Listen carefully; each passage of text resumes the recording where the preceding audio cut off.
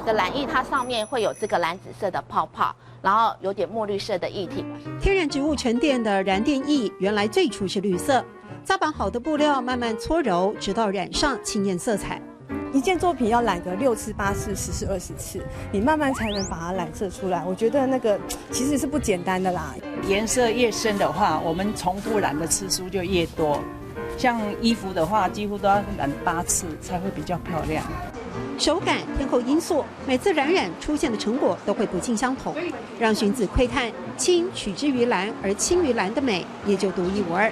张慧珍和10年前一起学蓝染的谢寇兰因此深深着迷，决定合作教学推广。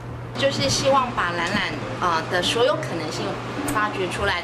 这其实是袜子娃娃，但是我们用棉袜去染色以后来做出来的。雪人摆饰，小巧的饰品格外讨喜。历史悠久的蓝染向年轻族群靠拢，让工艺不只是工艺，也可以成为生活艺术品。这颜色很漂亮，生不懂浆，中哈黑田眼给都是天然，都是天然的。衣服、饰品各式包款，蓝染融入日常生活，已经有许多人尝试。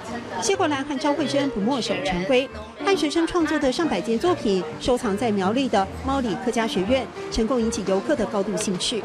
那老师要做一个给我，对，不好意思。这一天，海外客家侨民参访团询问声不断，一直问着怎么没有标价。在这个过程里面，我就知道，其实我们在推蓝染应该已经有往前跨步了啊，因为有让人家喜欢了，让人家想拥有了这样子。那我觉得这对我来说也是一个很大的鼓励，表示我们这边的东西可能是有别于市面上他们看到的。默默推广10年，渐渐有成。2个女子的蓝染世界，看见更多可能。